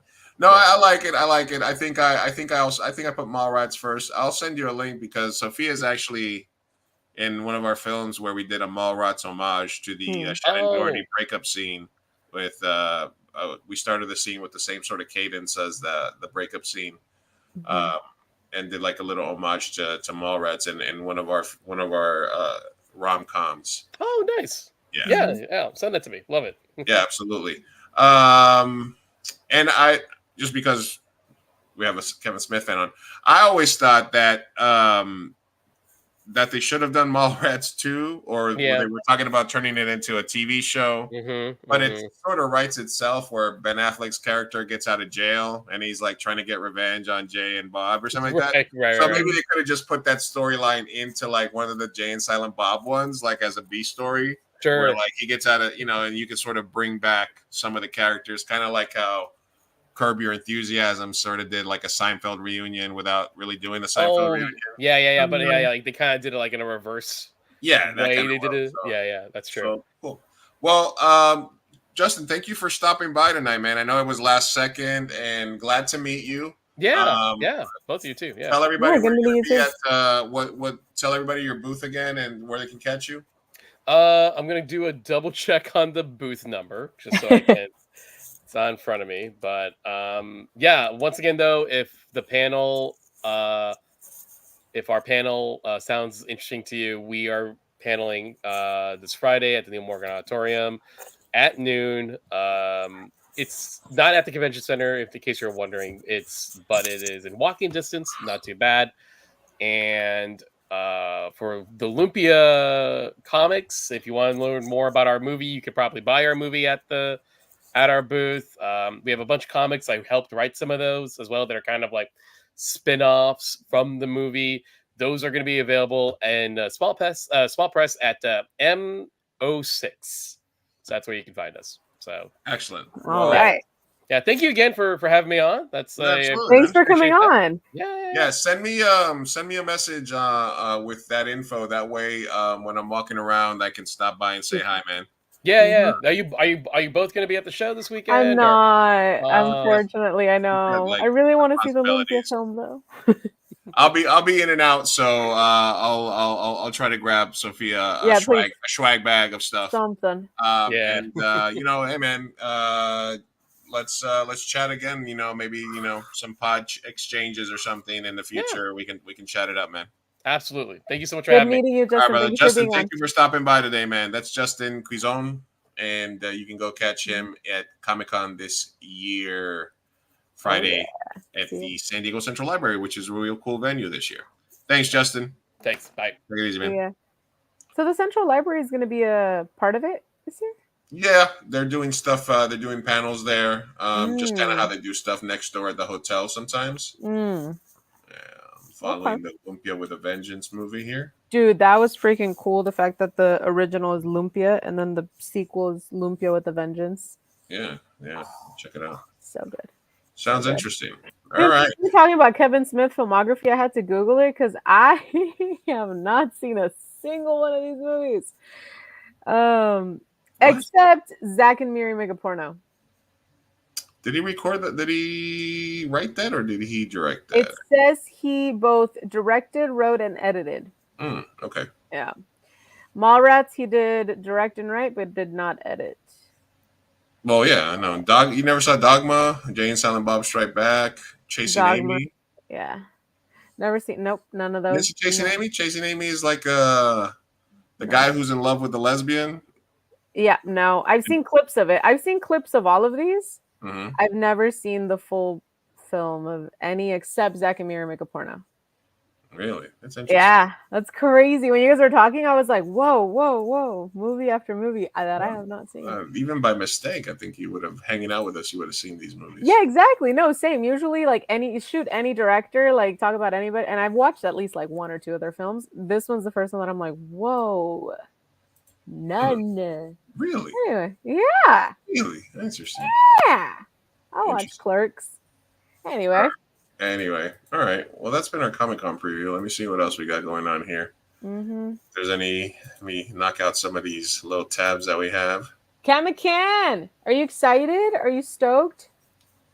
You know what? It honestly, it snuck up on me really fast. Yeah, dude. What's that about? I really thought I had more time, and then it's like, no, it's this week, and ChicanoCon is this week, and I got a lot of shit going on everywhere, and every week. Yeah. Every week is tough for me right now, and I'm doing, looking for a new job. I'm doing a lot of stuff this week. Yeah. So yeah. You need to get caught up on the dragon stuff there because there's. I am on episode 3 of the first season. No, second. The second season. Oh, you're getting caught up. Yeah, I didn't realize how little I remember from the first season until they're like talking and talking about things that happened, and I'm like, oh yeah. Yeah, I definitely watched the recaps. When was the like when was the first season? When did it premiere? Because it feels like a lifetime ago. Yeah, it's definitely a few years ago, right? I think like 2 years. Yeah. Oh, definitely. It feels like there was a long time in between, but I think so. I'm catching up. There was a strike, I think, also. Oh, is that what it, oh yeah, that's true. I mean, strikes pretty much affected everything. So yeah, that's true. Okay, cool. So then we'll be on because there's some lesbian hijinks that happened. So we got to get caught up on that. In House of the Dragon? Yeah. Okay. It just strikes me as the straightest possible show of all time, but okay. You think incest is okay, but they don't have gay relations? What do you think? Yeah. Did you not watch Game of Thrones? It was like 0 gay people. Maybe like 2. There was all kinds of your boy. Oh yeah, he was one of the 2. And it was good anyway. Let me see. So I did have a couple of things here that were happening that I thought were sort of interesting. This is a story that came out this week. You remember Drea de Matteo from The Sopranos? Nope. Do you remember The Sopranos at all? Nope.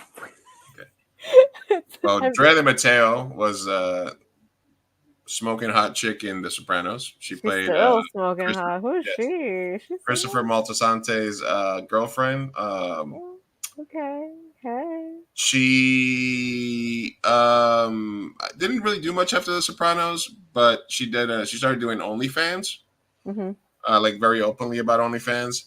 And she revealed in a podcast that she does with 2 other people with The Sopranos that she lets her 13-year-old son edit her OnlyFans content. What? Wait. The Blackjack in Alabama.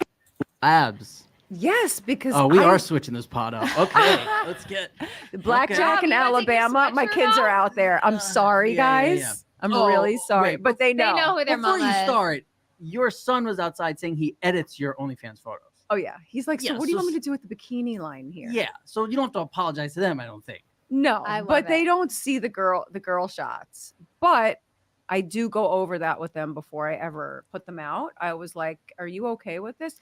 Because it's like if I Aw. were to do it in a movie, because I would make out with girls in movies all day long before What I'd even make out with movies are those? boys. Names of, but really, I think I like it. Download for the plane? the same way that you to have these conversations with your kids, I think you need to call me before you're doing. All right.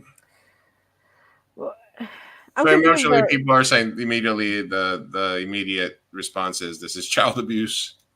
But I'm confused though because she said editing pictures. Are her so what content does she do on OnlyFans? Like I don't know why my crazy brain immediately went to like he's video editing porn. But the way she said it there, it seems like he's face tuning a picture. Yeah, he's just probably Yeah. doing Photoshop on like bikini shots. And Yeah, stuff like that's what I'm thinking. Which I mean, it's not super appropriate, but it's let's be honest, it's very different than editing a full blown porn scene or something. I don't know. Okay. I don't know. What do you think? I think It's inappropriate and yucky. I agree. I think but- I need to do more research. Yeah. Because I'm like, it's inappropriate, of course. Mm-hmm. I just don't know that I'm like is he helping her blur out like the way my old parents or something can be like, hey, can you help me like edit this picture? You know what I mean? I'm like, young kids are just better at it. Like, is that what we're talking about? Yeah, 13-year-old son, probably more computer literate. More She's computer kind of literate. It sounds like borderline, he's just like, hey, honey, can you like blur out this like whatever or like get rid of my gunt. yeah, like face tuning is a thing. It's just an app, and you blur shit, you do shit, and whatever. So it depends. I need to see the content before I make a judgment. It's my All right. that's what I'm Okay. gonna say. What I don't know. What do you think? Should we lynch her? No, honestly, I think it's inappropriate, but I'm not sure that it's gonna change my opinion about it anyway or another. Yeah. It's whatever. It's okay. Yeah, I They'll be feel all right. it. They'll be all right. Yeah. They'll be grand all right. scheme of- They'll be Exactly. all right. They'll be all right. He'll let us know once he's older if it was abuse or not. Who should Mamala pick for VP? Oh, the whitest dude known to man. Any white male. But That Kentucky guy was looking good with that picture from Children of the Corn of his family just wearing fucking like, looking like cult not leaders or Pete, whatever. though, right? No, God, no. Ew. They need like a white, and not Gavin Newsom because it's California. Yeah, no, I heard that if two Californians run together and they lose electoral votes for California because they're not supposed to be in the same state. So no, not Gavin. My prediction is gonna be Roy Cooper. Cool. He sounds white. He's very white. He's an older white dude. Oh God, he looks like George Bush. Exactly. He's governor of North Carolina. Oh yeah. Oh yeah, Roy. Yeah, and I think Harris Cooper looks good on a banner. Harris Cooper. All right. All right. Prediction? The Kentucky guy. What's his name? Kentucky. Bashar? Yes. I believe so. Bashir. Bashir? Harris Bashir. Harris Bashir? Right? Harris Bashir. Kentucky governor? Andy Bashir. Yeah, I think so. I think, he's a Democratic governor in a red state, and he's done pretty good there. Is he the one with the family picture that's going viral? Yeah, I don't know. It can't be a woman. It can't be a gay. Can't be a woman, can't be a gay. We're already doing 2 minorities. We can't have any more. We're not there yet. Same way when Barack Obama ran, it had to be the whitest, oldest man of all time. Segregationist. Yeah. So now, same thing. We got to go extra hard. Maybe even make him a little pudgy, Yeah, the Illinois guy too. JB Pricker, whatever his name is. Is he the one that I'm thinking of? Illinois? Say Yeah, it again? chunky JB Prick or something like that. Pricker. Pricker. Illinois governor, maybe. Got a lot of money. Yeah. Kamala choices for BP. Mamala. I like it. What did you think when you heard that he dropped out? Because we called it. Yeah, I called it in 2 weeks. I didn't quite get it right, but still. I thought it was gonna happen. I think what I liked was that it happened. And it was funny because AOC had done the live like a couple of days before saying it was a coup and nobody really wanted to support Kamala, and now everybody's supporting her. So I think hopefully she has the right people in place. They're steering into the trends, the Kamala is brat thing. So I saw some stuff today about her pushing this, this narrative. And I had not even heard about the movement, so I was a little bit out of it. So I thought it was like, I think it energizes the party. Yeah. It, like I said, Nikki Haley said the first, whoever ditches their 80-year-old first is going to win. And I thought that was true then. And Trump didn't get nearly the amount of bump that he thought. Yeah, after he got shot. Because I think that his base is his base, and he has the closeted base that sort of came out, but it doesn't move the needle because all those people were already voting for him anyway. Yeah. So I think this sparks the people that were sort of on the sidelines, or they were like, because there's no Biden or bust people. Yeah. They don't exist. No. I think people were just falling in line with Biden. Like I said. But with Kamala, you think that she can get? Yeah, she's going to get every single Biden voter. Yeah, any Obama voter, I feel like will also. That was already going to vote. Like I said, she'll energize the Swifties and the Beehive. Yeah. So black women we're going to vote for her. Yeah. You know what? Black women are not going to vote for her. What? The black women on Twitter that are actually white men pretending to be black women. Okay. Because the Trump supporter and MAGA influencer Joy Manarino was caught pretending to be a black woman on Twitter after it appears Joy forgot to log into his fake account. So this post, he posted it on his main account. And you can tell he's not a black woman. I'm a true black American woman. I've been black all my life. I was born black. I will die black. My mama black. My daddy black. I will never cast a ballot for that Kamala Harris woman as long as I live. Trump all the way, all day, every day. Oh, okay. And he accidentally posted it. Did he immediately delete it? But it's on the internet forever. Yeah. So then he tried to say a tweet posted earlier from my account was the result of my account being logged in on a friend's device. Clearly, I'm not a black woman. Oh my god, that's so embarrassing for you. Yeah, but then it didn't go well. He deleted the tweets afterwards. So, you know. That is so fucking cringe. Oh no. But as not surprising, but very cringe. This has happened before, you know. So there's a theory out there that there's a lot of these accounts that are like Blacks for Trump or whatever that are so crazy that are actually run by white people. Yeah. I don't know that I'm even that scared about it, just because like Trump didn't even win the popular vote when he won. It was just electoral college and barely. So I really He didn't want to win the first time. Huh?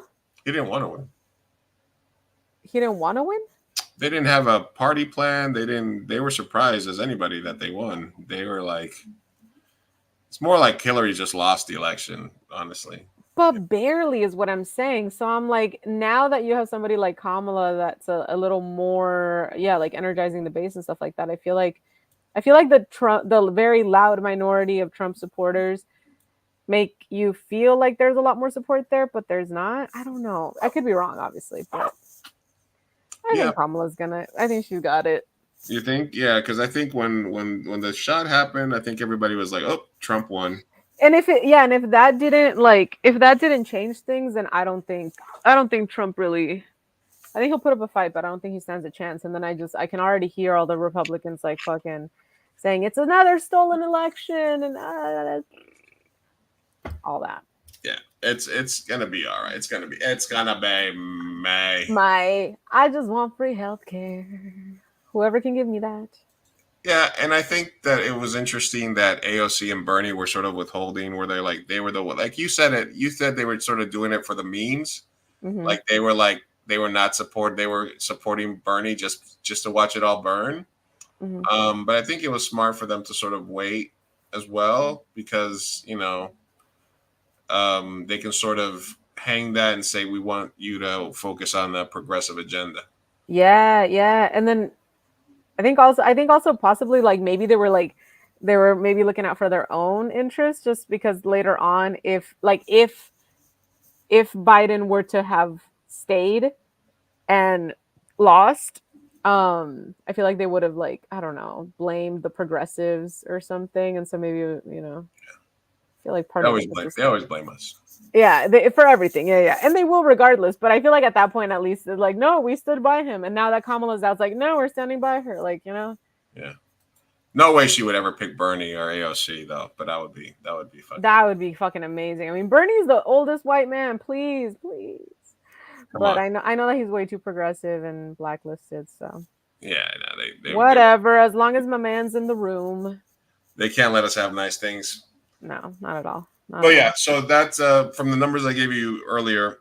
888,000 donors who gave to Kamala Harris in 24 hours. 60% made their first contribution. That's roughly 532,000 Americans who went out of their way to donate to Kamala's campaign. That's madness. So there was a lot of sleeping people there, but the numbers haven't moved the polls yet.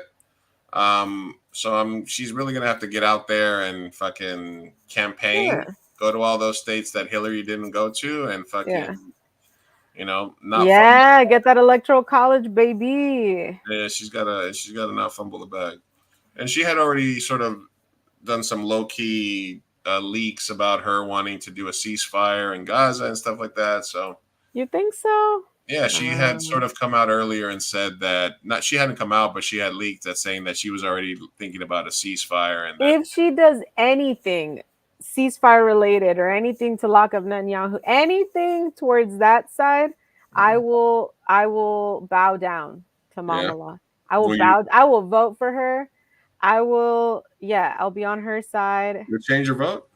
Oh, 100%. But my thing is, that just seems like such an impossible.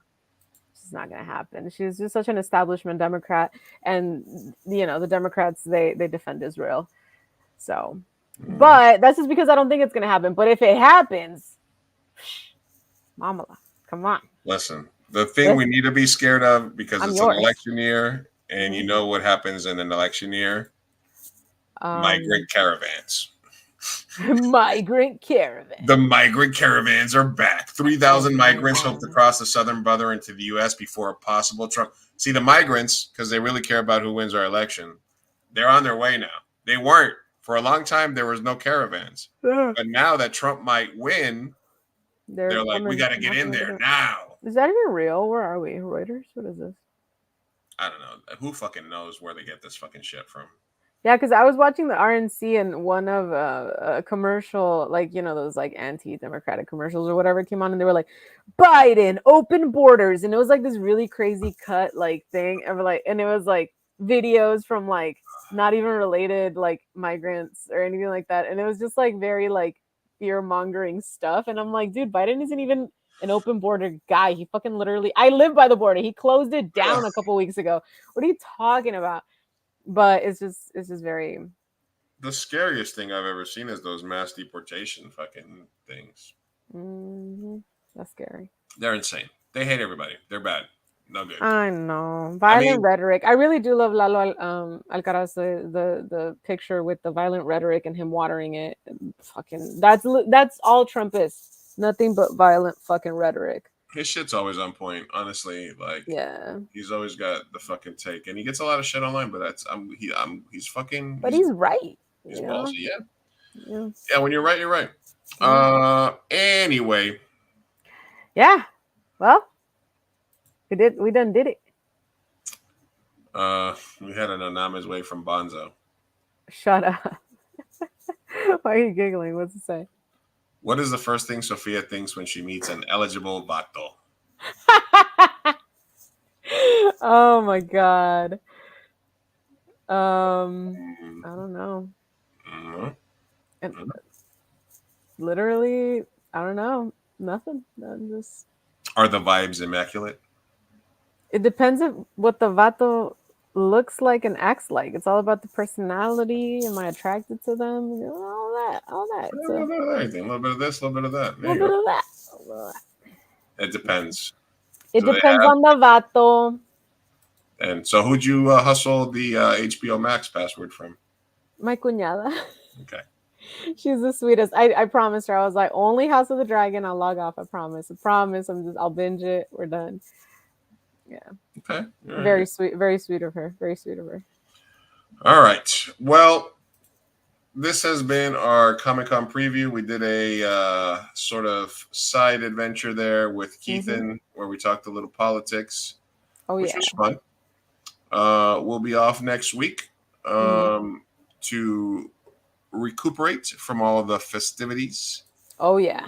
And then we'll be back next month, right? First we'll week. Be back on the 6th. Yes, we'll be back on the 6th with a new show. Yeah. So we will see you guys on the flippity flip. Love you guys. Hasta luego. Take it easy. Be good to each other. Stay out of the comment section. We'll try better next time. Good night.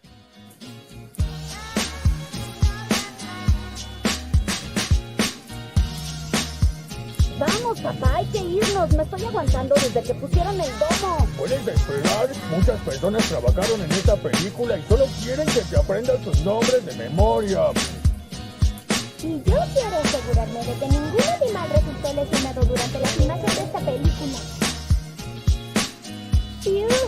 ¡Listo! ¡Uy, palomitas en el suelo! ¡Wow! Espera, parece que Maggie tiene algo que decir. Es su primera palabra.